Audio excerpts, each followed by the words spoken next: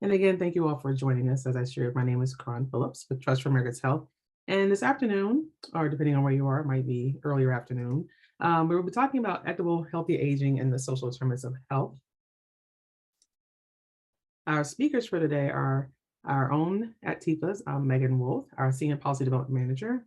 And we have Aruna Tor, our DRPH student with George Washington University. And they will be our speakers leading the training today. So just a little grounding in Trust for America's Health. We are an independent, nonpartisan public health and prevention-focused nonprofit.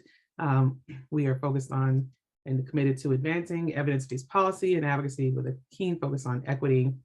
We are very committed to improving the health of every community, and we make disease prevention a national priority. We will be presenting specifically on some of our efforts from the age-friendly public health systems initiative. TIFA overall produces several great reports, such as the impact of chronic underfunding of America's public health system and pain in the nation. These are just some of the reports that TIFA overall produces. And we could not do any of this work without our generous funders, the John A. Hartford Foundation. So just a little housekeeping before we begin. Please keep yourselves on mute during the session today. There will be time for questions towards the end. And if you have questions in the meantime, feel free to put them in the chat and we will make sure that they're captured and shared with our speakers at the appropriate time. So now I'm going to turn it over to Aruna to talk about our objectives for today. Thank you so much, Karan. So hi, everyone. My name is Aruna, and I'm so excited to be in community with you all and be in this space with you all. So thank you for welcoming me here and allowing me to be here. So just a little bit of background how this came to be. So as mentioned earlier, I'm a DRPH student here at GW, the Millikan School of Public Health. I'm studying health policy. And as a part of the program requirements, I am supposed to do a practicum opportunity, and I am personally very passionate about health equity and addressing the social determinants of health. So this opportunity with Trust for America's Health came up and I could not pass it up. So I've had the opportunity to work very closely with Megan and her team to develop, we're in the process of developing a policy brief. And as a part of it, we thought it'd be really great to share out some of the work that we've already done, as well as learn from you all and see what you can share, any insights as being public health professionals and leaders who are in the field doing this day in and day out, what you can share with us to help inform this brief and make it even better than what we've already done so far. And so with that being said, we have our three main objectives, but please know that an additional objective alongside this is to also learn from you all and for you to share in the chat, to share with us towards the end, anything that kind of comes up, and then any resources that you may know of as we are building out and writing this brief. So the three main objectives of today is to first understand the increasing diversity of the aging population, and then second, to identify the key challenges, gaps, and opportunities for public health professionals and leaders to advance equitable, healthy aging, and then, of course, to apply the 6 C's framework that you all are probably very familiar with, as well as a health equity lens to various public health roles in working with the aging population. Next slide, please. Oops, sorry. So we define equitable, healthy aging as saying that everyone has a fair and just opportunity to optimize health and well-being sorry, at all life stages and abilities across the life course. Next slide, please. And so we all know that the aging population is growing, but it is also becoming increasingly racially and ethnically diverse. So in just the past 10 years, racial and ethnic minority populations went from making up 20% of the older American population in 2009 to making up 24% of the older American population in 2019. And this number is expected to increase to 34% of the older adult population by 2040. And to break that down a little bit more, From between 2019 to 2040, the white non-Hispanic population of individuals aged 65 and older is projected to increase by 29%, but in comparison, 115%, there's an expected 115% increase for the general racial and ethnic minority populations. And then when we break that down more, the Hispanic American population is expected to increase by 161%. African American non-Hispanic population is expected to increase by 80%. The American Indian and Alaskan Native non-Hispanic population is expected to increase by 67%. And the Asian American non-Hispanic population is expected to increase by 102%. So as we can see, there will be, and there are a lot of demographic shifts that are taking place with the aging population. And with these changing demographics comes changes in the needs for the aging population. And that's where we come in as public health professionals and leaders. It's important for us to know and understand these demographic shifts in the aging population, and then we need to take this information and make sure that we're incorporating these changing needs to the programs that we're developing and any resources that we're creating for the aging population to make sure that it's accurately representing the needs of this community, and then, meeting the needs of this community. Next slide, please. So, as we all know all too well as well, the older adult population are also most at risk of the negative outcomes and consequences related to the COVID-19 pandemic. And we know that older adults who have a higher risk for serious infection may also have limited access to care for all other health conditions as well as COVID-19 if they get it. And all of this brings about unique social and economic hardships as a result of the pandemic and the other underlying issues that they may already have. So the risk and outcomes as a result of this, unfortunately, look very different across racial and ethnic lines. For example, in this graph that you can see right here, across all age groups, Black individuals had a higher COVID-19 death rate in comparison to Hispanic, Latino, and white individuals. And that difference, as you can see in the chart, it only increases with age. And with the gap being highest in the 85 and older group, as you can see here. So next slide, please. Why is this all important to us? So why should we care? So there is a huge economic burden that inequities cause, but then also there's a huge economic burden as a result of COVID-19. So compared to other countries, the older adults in the US actually have suffered the most economically from the COVID-19 pandemic, with more people losing a job or using up all or most of their savings. And in the US, the Latino, Hispanic, and Black older adults are far more likely than white older adults to report economic hardship related to the pandemic. And as we know, the unemployment rate, we may not know this, but the unemployment rate among people aged 65 and older actually quadrupled between March and April 2020. And it was an increase from 3.7% to 15.6%, which is a huge jump. And more than 1 in 5 of the nearly 25 million people today who are unemployed are older adults. So, and that's 55 or older. And so why is this information important to us? Well, we know as public health professionals that people who lose their jobs often lose their health insurance. And losing this coverage, especially in the midst of a pandemic, and then now with everything else going on, it can cause people to lose opportunity to build, or losing coverage can be especially troublesome for those who are seriously ill and need these services, and especially if they're infected with COVID and then require hospitalization or extra care and attention as a result of it, and can't go to work, or if they've already lost their job, then that also has an economic impact. And so these job losses could have additional consequences, such as financial security during retirement. So when individuals lose their jobs, they have less years to make up to save more money and save for retirement. And then also these older adults are being rehired at lower rates. As we know, age discrimination in the workforce is an issue as well.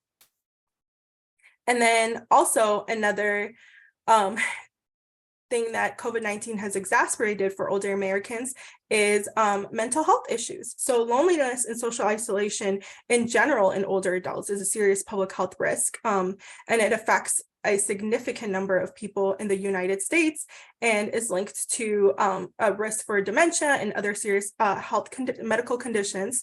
And a 2020 national poll on health and aging conducted by the University of Michigan, I believe, suggested that the COVID-19 pandemic has had a substantial impact on feelings of loneliness. And they define that as lack of companionship and isolation and social connections among older adults. And a greater portion of adults aged 50 to 80 felt a lack of companionship. They felt isolated and had infrequent contact with others from outside their home especially during the early months of the COVID-19 pandemic in comparison to before the pandemic in 2018. And then they also found that more than half of older adults reported feeling isolated, which was 56% during the pandemic compared to only 27% in 2018. And again, this feeling of isolation impacts different people differently. So women are actually more likely to report feeling isolated. And then those who are in fair or poor mental health already were more likely to feel isolated. And then people who are reporting more symptoms of depression and showed and those who came from households with incomes under $25,000 reported more anxiety, were more likely to report anxiety and depression.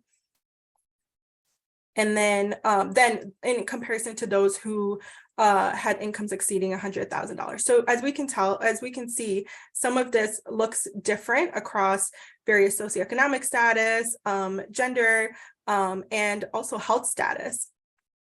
And the last thing that I wanted to discuss on this slide is that it also impacted access to care. So while we were on lockdown and while all this was going on, and it continues to be an issue, the pandemic has been linked to making it difficult for older adults to access various services, and it's also health services, and it's also like disrupted the services that they are used to getting, and also caused them to have a reduction in physical activity as well. So all of this, there's a compilation of issues that have come up as a result of COVID-19 for the aging population. Next slide, please. So next, I wanted to kind of talk about differences when it comes to disability, chronic conditions, and caregiving, just give a little bit more information about some of my findings. So when it comes to chronic conditions, so according to the CDC, approximately 85% of older adults have at least one chronic health condition, and 60% have at least two or more chronic conditions. And we found that those living in rural areas actually have a higher prevalence of multiple chronic conditions compared with those in urban areas. As you can kind of think about, this brings about even more challenges for the rural community, in addition to all the other challenges we know that rural older adults already face. And then among adults age 65 or older, the prevalence of multiple chronic conditions was highest among adults with who are dually eligible with Medicare and Medicaid, and lowest among adults on Medicare only. So that's kind of a good sign, and differed significantly across all insurance groups, of course. And then when we look at disability, the CDC actually estimates that 40% are, in other words, every 2 in 5 older adults aged 65 or older actually have a disability. And the percentage of people living with disabilities is highest in the South. And in another survey from the American Community, and from another data point from the American Community Survey, states that disability rate is actually 14.9% in rural communities, and that rate is higher than metropolitan areas, just overall. And then we know, as I was mentioning earlier, that our rural community members already have significant challenges, and this adds even more challenges. And they're more likely to be aging, and they're more likely to live in what is called aging and disability services deserts.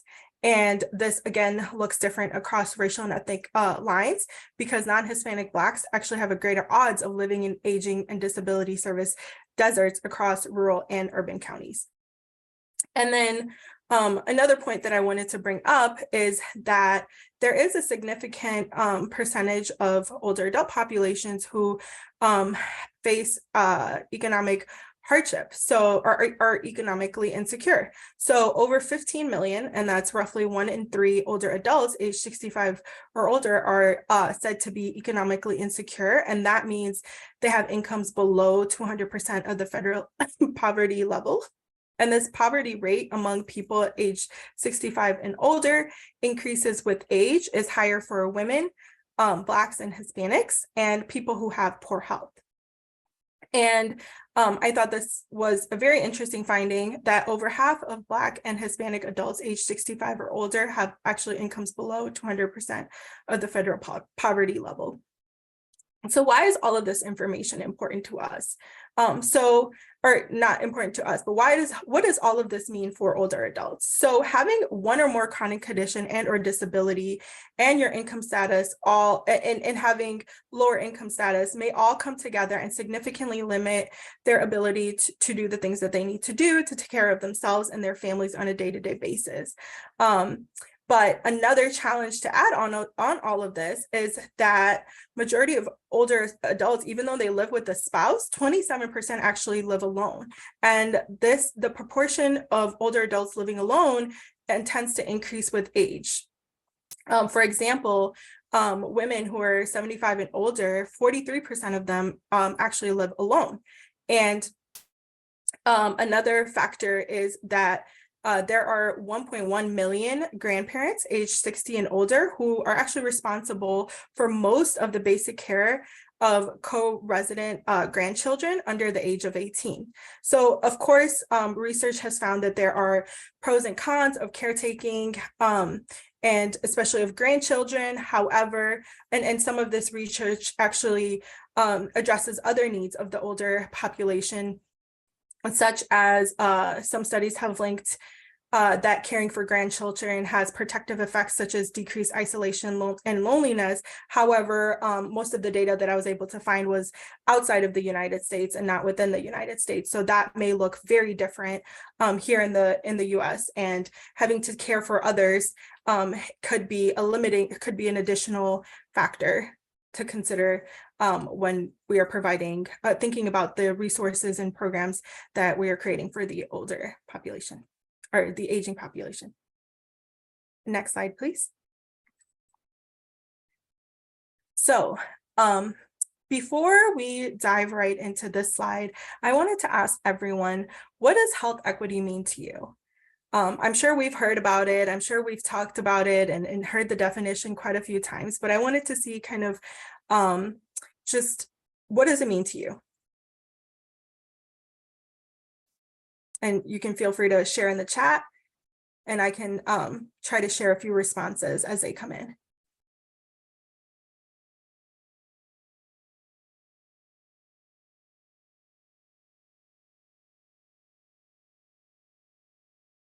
No worries. If people want to add in their response as they're thinking about it, please feel free to share in the chat as it comes up. I know that every time I think about health equity, it takes me a little bit to kind of put my thoughts together. So completely understandable. So health equity is generally defined as making sure living in a state where everyone has the opportunity to be as healthy as possible. And depending on which organization you go with, or which organization's definition you go with, it can mean ensuring that everyone has a fair and just opportunity. And then I also, before going into this slide, wanted to define health disparities, which are differences in health outcomes and their causes among groups of people. An example of that would be African-American children are more likely to die from asthma compared to non-Hispanic white children. So there are a number of factors that contribute to health inequity. So we all know that we are in a state of health inequity. We know that there are a lot of disparities that exist. We know that everyone does not have a fair and just opportunity to be as healthy as possible. So we know that there are health inequities, right? So what causes these health inequities? What contributes to it? So I know that everyone has kind of learned about the social determinants of health and how all of that contributes into health inequities, and other factors, just for the sake of this conversation that I wanted to share, for example, could be differences in pay and differences in harmful exposure. For instance, Black men earn 70 cents to every dollar earned by white men. And in 2014, Hispanic men earned 60 cents to the dollar. And low income, and for my second point, the differences in harmful exposure, low income and minority communities experience higher levels of air pollution, which affects, of course, their respiratory and cardiovascular health, as well as birth outcomes. And just to give you all a few examples of health inequities, for the sake of continuing our conversation and wrapping our brains around it, I wanted to share a few health inequities. So Black women with breast cancer are 40% more likely to die than white women with breast cancer, even though they have similar incidence rates of the disease. So that basically means across various demographics, even though Black women and white women may be getting breast cancer at the same rates, they are dying from it at different rates, with Black women being 40% more likely to die from it. And then another statistic was that asthma rates for Black children grew by 50% between 2001 and 2009, with the overall asthma rate only increasing by 15%. And this is all important to our conversation. And I just also wanted to mention that this information was taken from Trust for America's Health, Racial Healing and Achieving Health Equity in the U.S. Brief and report, report. And I have the picture here, but we can also share out the link if people are interested in learning more and having this as a resource. And I see that we do have some answers in the chat, some responses in the chat. So I see everyone has the opportunity for healthy and productive living, no matter their community, race, or ethnicity. Completely agree. Living in a society that promotes good health. Yes. The assurance of the conditions for optimal health for all people. Yes. And then we have healthcare equity could be the right services at the right time that meet the needs for every population. Yes. And that touches into some of the recommendations that we will be talking about in a little bit. So, and then that's, okay. Thank you all for sharing. And thank you, Megan, for sharing the brief. 1 second. Thank you, Megan, for sharing the brief. Next slide, please. And then another population that I wanted to share some inequities about is the LGBTQ population. And then I wanted to relate this kind of back to the our aging population. And we will see that some of this kind of ties into the importance of some of the recommendations we will share, such as data collection. So before we start this conversation, or before I share information about this, I wanted to preface this conversation with the fact that the language around the LGBTQI+ community specifically is always changing. So that means that has an implication to the data that we share out and the information we share out. For example, there are times where only certain letters may be used, and that is likely because at that time, only certain gender or sexual identities were included in the grouping of the community. So this is just important to know. So for instance, a 2011 Wallace and colleague study found that the LGB community, so lesbian, gay, bisexual older adults, had poorer general health and than their heterosexual peers. So in this, for example, we only use LGB, and that's because probably at that time they weren't able to get enough data, or not all various identities that are kind of grouped together now were included in that research. So this is something that we need to just be aware of when we're talking about the community.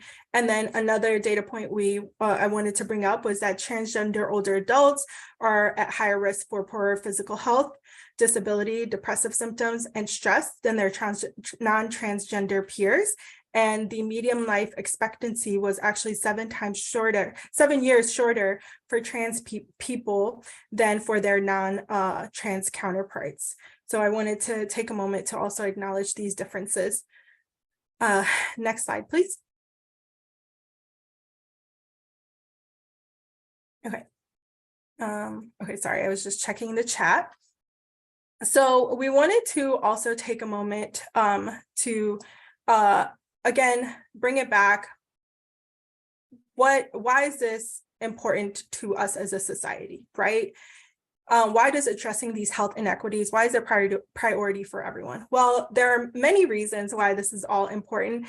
For me, it's the ethical and moral responsibility, but if that doesn't really click with people sometimes, or doesn't resonate with people sometimes, there's also a huge economic benefit to this. So eliminating health inequities can lead to reduced medical expenditures of for example, $54 to $61 billion a year. And by addressing these health inequities, we can recover around $13 billion annually. And this is due to work lost by illnesses, and around $240 billion per year is actually lost due to premature deaths. And these health inequities have ultimately then an impact on people's life expectancy. So people are dying younger as a result of experiencing these inequities. And this looks different across so many different factors, but for instance, it looks different across counties. So in 2014, 5 counties had life expectancies, but within the US had life expectancy below 70 years, with one of the lowest being 66.8 years, and with 4 of these counties having high American Indian populations. And 2 counties had the life expectancy of 86 years. So I know we say this a lot, but sometimes your zip code actually matters more than your genetic codes when it comes to your health outcomes and really determining how long you're going to live. And that is where our role comes into ensuring that we do whatever is possible as public health professionals to even the playing field a little bit. And all of this is important for our work in working with the aging population, because all of these inequities add up. So this studies show that individuals who are subject to these risk factors, such as racial, ethnic, and socioeconomic disparities that accumulate over the life course, are at greater risk for poor health and disease as older adults. And this can begin with prenatal influences and other factors continuing throughout childhood and midlife, ultimately shaping what someone's health looks like and their outcomes throughout their lifetime. And again, this looks very different across racial and ethnic lines as well. And I think I might be running a little bit low on time, so I wanted to move on to the video if we still have time. Okay, and so basically this video kind of captures my last point from the last slide of how the accumulation of all of these life experiences may put certain people at more of a disadvantage and cause them to have poorer health at an older age, or even to die prematurely. And so I thought this video really captured that. And I believe Karan is going to play that for us.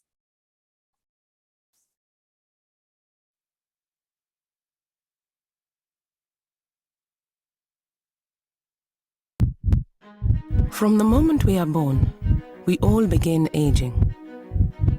This is the start of a life course which is complex and varied. Each of us lives through different life events. We make choices. We face the consequences of policies and systems and forms of discrimination which influence our lives. As we grow older, the impact on us of these different experiences accumulates. To help us understand this, imagine you're Jose. This line shows your well-being today and across your life course. You get to go to a good school. Life is looking up and you migrate to the city and get a government job that comes with a good pension. But if you were Annalyn, you might not get to go to school. She finds work informally at the market and uses any spare money to make sure her children get the education she didn't. Halima. She developed a fistula while giving birth to her son and wasn't able to have simple repair surgery. Her husband threw her out of their home and she cannot find work because of her incontinence. She provides unpaid care for her older sister. Though Halima now has hypertension, the medicine she needs is unaffordable. And now Annalyn is losing her sight and has stopped working at the market. With no savings, she worries about being a burden on her children. However, the government introduced a limited social pension which now helps her buy food and medicine. Varun's family refused to accept his gender identity and forced him to leave home. Living on the streets, he has been the victim of physical attacks and has struggled to find work. A community health program helped him deal with skin infections, but his isolation and social marginalization means he has become depressed as an older transgender man. And following many years of unhealthy eating and a sedentary lifestyle in the city, Jose was recently diagnosed with diabetes. Since retiring, he has been feeling less of a sense of purpose and increasingly isolated as he lacked social connections outside of work. But he has joined a community group to make new friends. We all experience aging in a different way. We benefit from growing experience and knowledge and form meaningful family and social relationships. But we also carry the cumulative impact of challenging life experiences and discrimination that we have experienced along the way. How policies and programs are implemented affects our lives across their life course and influences our well-being in old age. In designing policies, we must look forward at their impact in our older age, but also look back and respond to older people's diverse past experiences to ensure we achieve the 2030 agenda and the commitment to leave no one behind.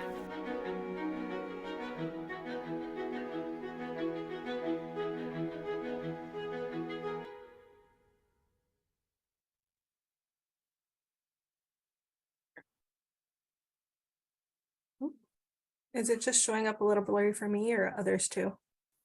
Oh, okay, it got better. Okay, so I would love to hear people's thoughts in the chat as I continue with the presentation. If you all want to react to kind of what you saw in the chat, feel free to do so. And my question to you all is, that was more of a global perspective on this concept from the life course, the cumulative disadvantage life course perspective. But I wanted to hear if you all had any personal experiences, stories that you wanted to share in the chat. Please feel free to share that as well. And then I think there was a question about the video being shared. That will, all of these, I believe, will be shared out with everyone. So racism, moving on, racism is a public health crisis. So we all hear about the systemic and structural racism, but what does that really mean?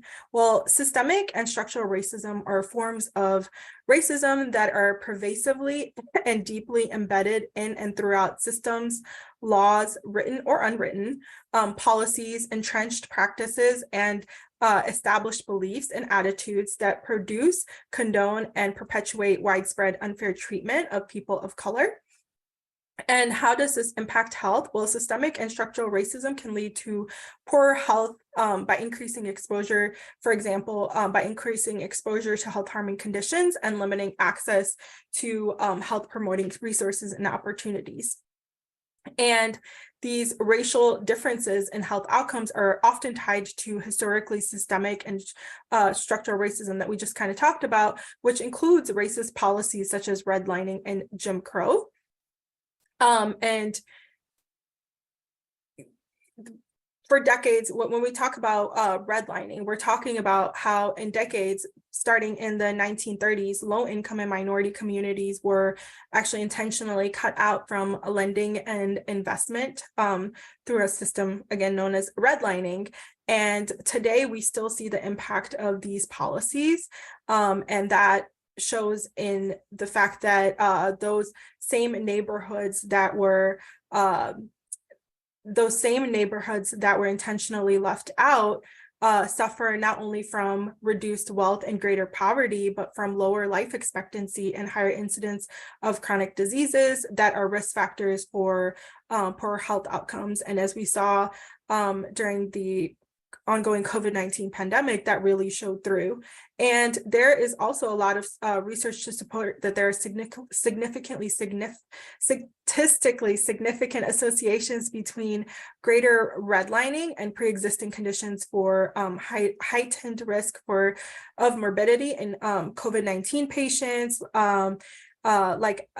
in patients with asthma, COPD, diabetes, hypertension, high cholesterol, kidney disease, obesity, and stroke. And so I guess kind of the takeaway from here is that racism is a key driver of unfair and avoidable health inequities. And it affects people's access to safe and affordable housing. It affects access to healthcare. And we, again, saw that front and center in the COVID-19 pandemic from those who were able to have access to COVID testing and treatment and care, and the difference treatment and care that people were able to get during the pandemic, and the impact of COVID-19 as well. So predominantly Black communities had at least 3 times the rate of infection and 6 times the rate of COVID-19 deaths as white counties. And then Black and Brown Americans made up a disproportionate number of essential workers who, as we know, stayed on the job throughout lockdown. So their exposure levels looked different, and all of this is tied together. In addition, access to quality education is another key driver for how racism kind of shows up. And so we have noticed we've had a lot of advancement in talking about racism as a public health crisis. So many local, state, and national leaders and organizations are declaring racism as a public health crisis and emergency, and understanding the need to address this. And these declarations are important, but of course we need to do a lot more.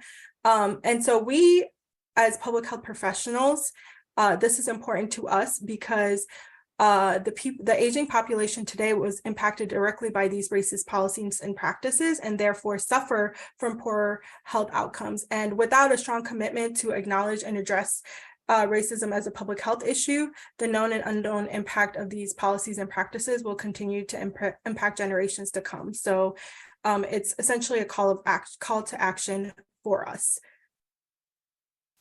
Next slide, please. And I think I am transitioning it off to Megan.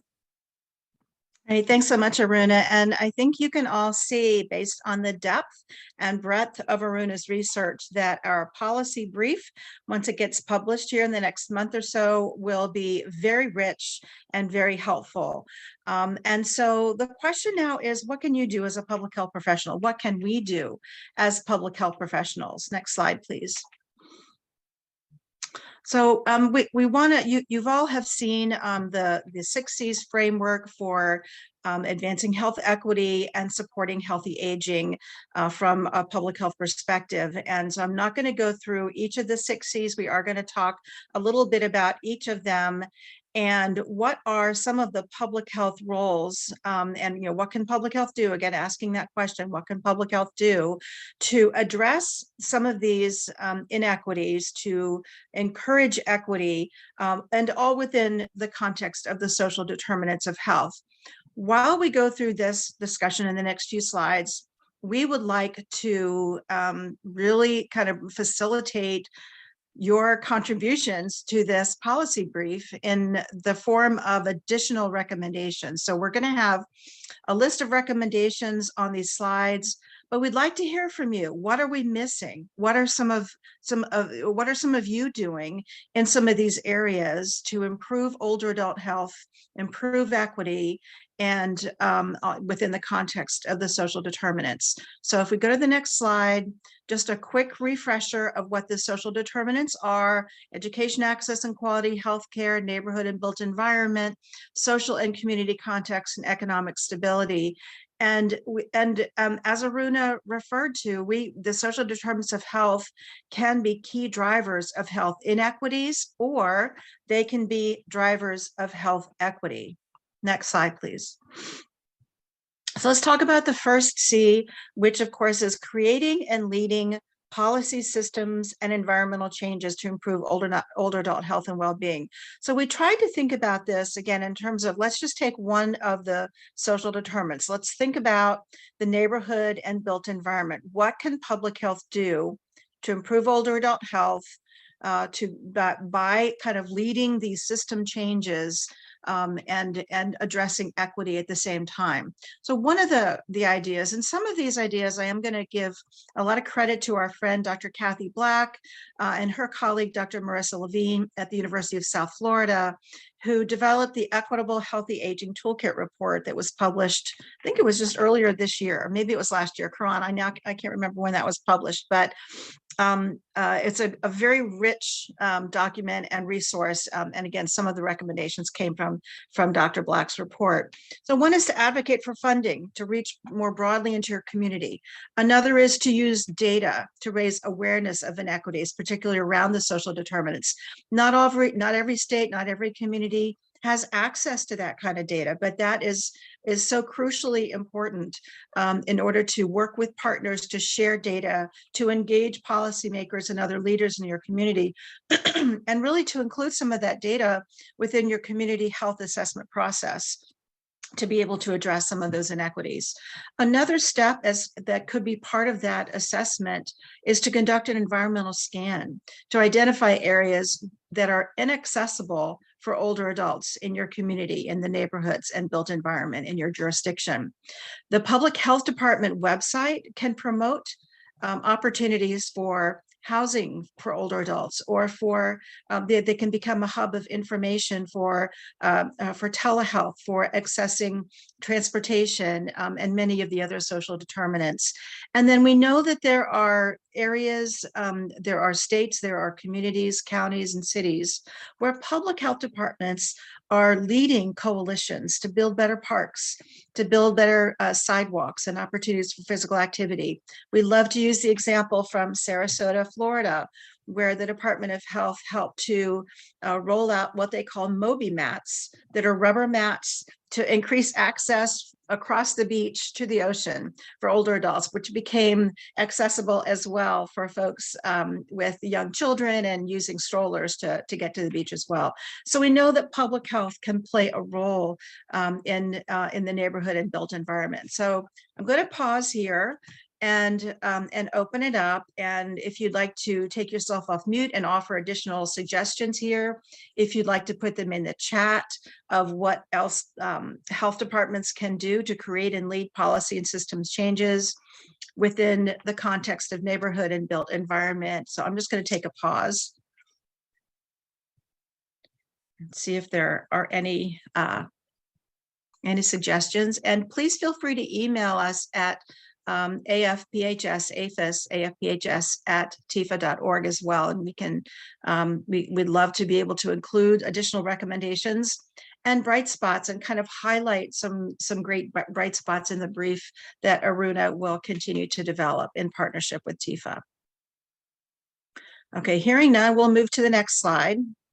Thanks, Karan, for putting that address in the chat. So the next slide shows our next C, which is connecting and convening multi-sector stakeholders to address the health and social needs of older adults through collective impact. on social determinants. Okay, and so here we're going to talk about just the kind of community and social context. One of the things that that TIFA, that we provide training on and that we highly recommend is looking at ageism and how to counter ageism through that community and systemic lens. It's important to understand and recognize when ageism is happening. Public health departments can go through trainings. What used to be the Reframing Aging Initiative is now the National Center to Reframe Aging. They have amazing resources. They have communication tools. They will do trainings for health departments. So, and we will be conducting as well our first training in January. Next month will be on Ageism 3.0. We've done it for the last 2 years, so our next iteration will be even a little bit more advanced. So we welcome all of you to join that training. But this is something that you can also facilitate with your colleagues and within your own environments. It's also important to think about including older adults of color in focus groups when you're assessing and planning for community health. So through many of the processes that you use for your community health assessment, you do focus groups and again, build coalitions. And it's important, one, to include older adults, right? So that you're hearing from people with lived experience, but also to make sure that you're including people from the more disadvantaged communities in your jurisdiction. And then use community coalitions to promote that life course approach to health. And I've seen that written as the health course instead of the life course, because if we can begin to think about health across the life course, if we can promote healthy living for children, for infants and mothers and students and adults, and think about what needs to happen from a preventive perspective, which of course is what public health is all about, then we can prevent some of those accumulated problems down the road that Aruna was talking about earlier. And then the last recommendation we have here is to work with your community partners to ensure that civic, cultural, educational, and recreational offerings are available and accessible for older adults. And sometimes that can be as simple as thinking about, okay, you're already offering a course on, how to ride a bike safely and bike safety using helmets. Just make sure that that's also accessible and available for older adults, promoted at senior centers and that kind of thing. So those are just some very kind of high level recommendations. Again, please share any if anybody else has any thoughts on this one. I'm going to pause here for a moment as well.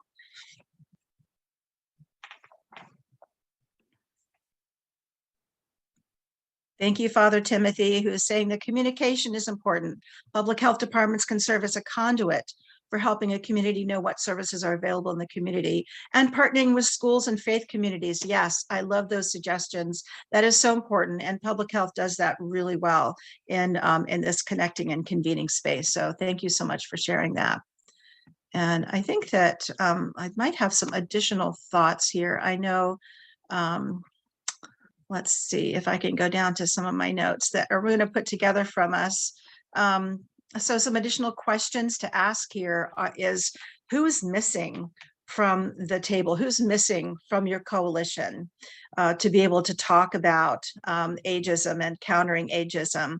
Is everyone's voice being respected and valued? And are we considering all the older adults, including those on the margins, those who are disabled, those who are living in rural communities? We've heard a lot lately about the challenges of older adults in rural communities. We need to make sure that they are also at the table when we're doing assessments and planning. Next slide, please, Karan. So our third C that we're going to talk about is coordinating existing supports and services to help older adults, families, and caregivers. Important to include in this conversation to navigate supports for older adults. So here we wanted to provide the example of health systems, hospitals and health systems, and coordinating with them in general, but also the John A. Hartford Foundation has been supporting the 4M's framework in age-friendly health systems. And this is now in, I think, close to 3,000 entities across the country.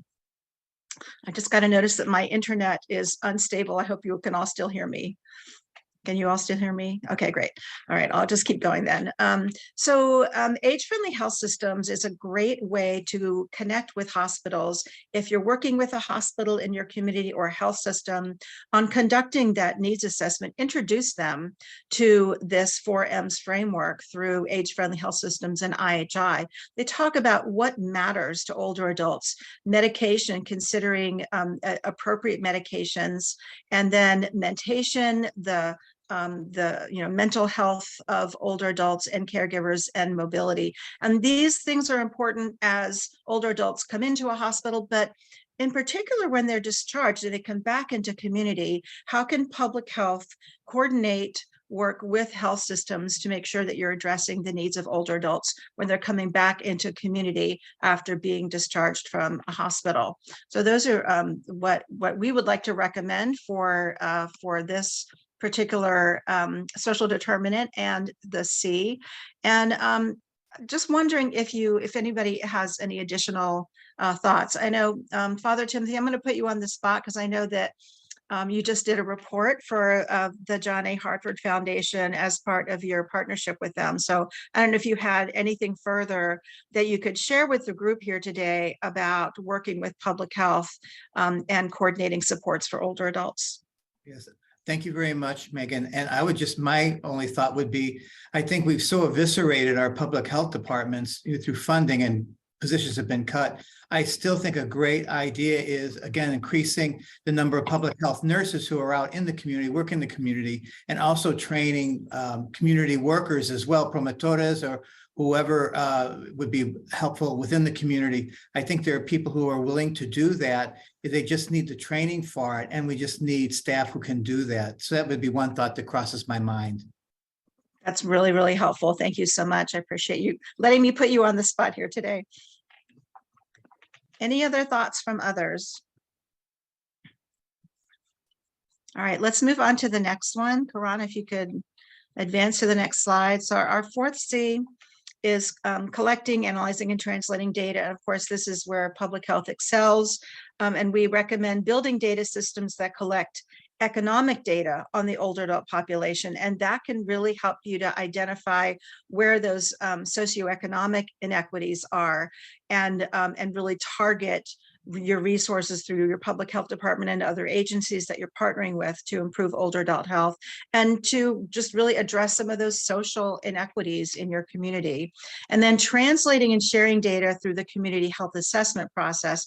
Again, this is an area where the data is so crucial to capture on older adults in your community so that it can be brought into that assessment process and the planning for future interventions. So that those future public health interventions can address older adult needs in communities where they are most challenged. So we know that we have some examples of really great data systems. The Florida Health Charts, Aging in Florida dashboard is one. We know that New York has some great data on older adults in their prevention dashboard.